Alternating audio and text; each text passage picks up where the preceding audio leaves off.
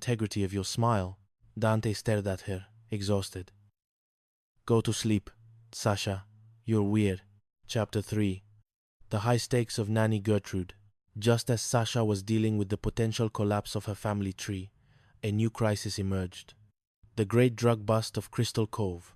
Nanny Gertrude, the Sterlings' live-in housekeeper and moral compass, was a woman of God, but she was also a woman of mystery. When Sasha found a perfectly rolled joint in the hallway outside Leo's room, the house went into lockdown. I refuse to have a crackhead for a child, Sasha screamed, pacing the living room, with the joint held in a pair of tweezers like it was a radioactive isotope. First, it's the wiki weed.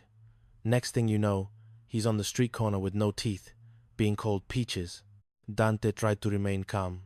Sasha, it's one joint, and Leo is an A student. Let's talk to him. When Leo came home, he was greeted by an intervention station consisting of 3 self-help books and a DVD titled Drugs Are for Jive Turkeys. Mom, I swear, it's not mine, Leo pleaded. I don't even know how to use a lighter after you banned them from the house. Then whose is it? Sasha demanded. Did the ghost of Snoop Dogg leave it in our hallway? A cough came from the kitchen. Nanny Gertrude walked out, looking uncharacteristically sheepish. It's mine, she muttered. The room went silent. You could have heard a bobby pin drop. Nanny Gertrude? Dante gasped. You're a jive turkey? I have the glaucoma, Dante, she snapped, regaining her fire. And the chemo for my little situation makes me nauseous. The doctor prescribed it. It's medical. It's for my spirit and my stomach. Sasha felt a wave of guilt wash over her. Once again, she had flown off the handle. Oh, Nanny, why didn't you tell us? Because I didn't want a fuss, Gertrude sighed. And because I knew Sasha would turn it into a 3-act play. Now, give me back my medicine. I have a Bible study to attend, and I don't want to be peaky. Chapter 4. The Dinner Party from Hell. To make up for the chaos, Sasha decided to host a dinner party. It was meant to be a sophisticated evening, to set up their perennially single friend, Ruby, with one of Dante's colleagues. But in Crystal Cove, sophisticated was usually a synonym for disaster. The guest list included Xavier and Bianca, Dante's business partner and his fiancée, who was currently obsessed with redecorating the studio in aggressive crimson, Caleb and Maya, the couple who had been together for 10 years, but refused to get married because Caleb thought a wedding was a budget-killing event. Ruby, who arrived wearing a dress that was mostly sequins and optimism. The suitors, a high school football coach and a police officer Dante had met at the gym.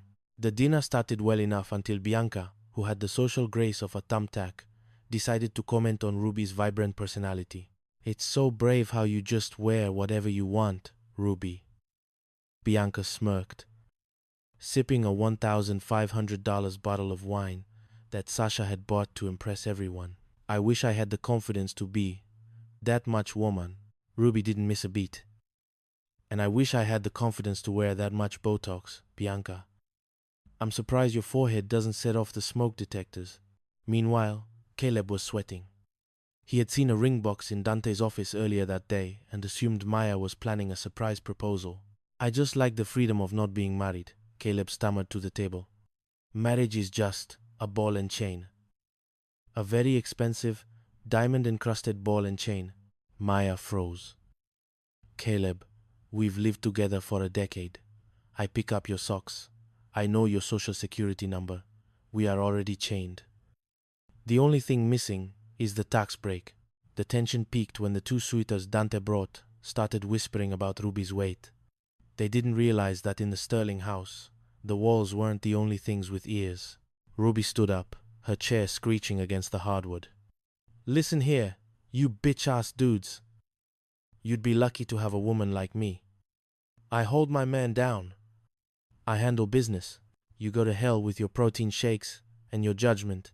She grabbed a leg of fried chicken, put it in her designer clutch, and walked out. Chapter 5. The Revelation. A week later, the DNA results arrived in a plain white envelope. Sasha sat at her vanity, her hands shaking. Malik was finishing the expansion of the salon, and Dante was in the living room trying to fix a leaky faucet. She tore open the envelope. Result. Nitionio, 9% match. Sasha let out a sob. She looked at the name. Dante Sterling. She ran into the living room and tackled Dante to the floor, weeping with joy. Dante, covered in grey water from the sink, looked confused. I know that, Sasha. We were there for the birth. I held the camera. I fainted, remember? No, you don't understand, Sasha cried. Malik is sterile. He told me yesterday. He had a pencil accident in preschool. Dante sat up, wiping water from his eyes. Sasha, did you run a DNA test on our son? Sasha went quiet. I was verifying. Dante, trust but verify, Dante sighed. A long, weary sound that echoed through the house. Sasha, you are the most exhausting, dramatic, car-burning, DNA-swabbing woman I have ever met. He paused, then pulled her into a hug. And I guess that's why I need the Barry White albums. Epilogue. The Circle of Strife. As the sun set over Crystal Cove, the Sterling household settled into its usual rhythm of high-decibel affection and minor property damage. In the kitchen, Nanny Gertrude was medicating and baking a peach cobbler.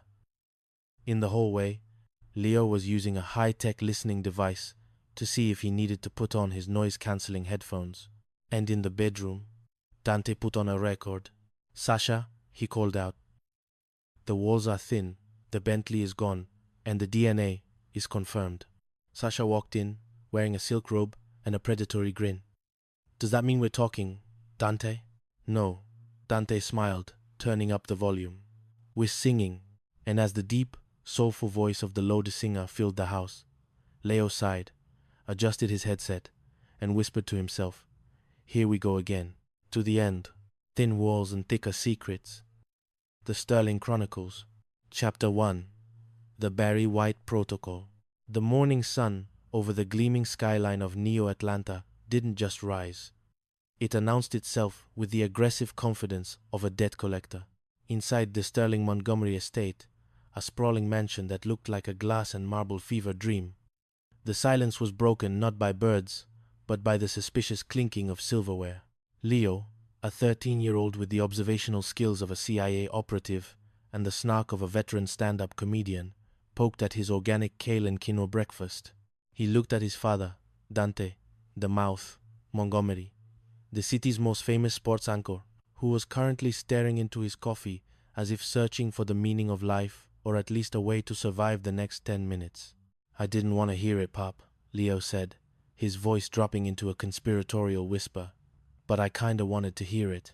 Dante looked up, a bead of sweat forming on his perfectly groomed brow. You shouldn't have been listening, Leo. Privacy is a human right. It's in the Constitution. Somewhere in the back. Hard not to listen when the walls in this house are thinner than your excuses. Leo retorted. I knew what was happening the second the bass kicked in. When you start playing those Larry White records, I know the vibes. It's Barry White, Leo. Put some respect on the man's deep-timbered name. Dante corrected, though his heart wasn't in it. Whatever. All I know is that if you guys are singing about the first, the last, the everything, you're either making up or making a mistake. And judging by the fact that Mom hasn't come downstairs to throw a vase at your head yet, I'm guessing it's a good sign. Dante sighed. His wife, Sasha, the Storm Sterling, was a force of nature. She ran the most successful hair empire in the South, Sterling's Crown and Co., and she ran it with an iron flat iron. Their marriage was a series of high-speed chases followed by fiery crashes, usually involving Dante's alleged infidelities or Sasha's legendary temper. She's sleeping in, Dante whispered, hopeful. That means she's peaceful. Or, Leo countered, it means she's upstairs sharpening the kitchen knives. You never know, with the storm. Just then, the stairs creaked. The atmosphere in the room shifted. The air pressure dropped. Sasha Sterling descended the staircase, like a queen returning from a successful crusade.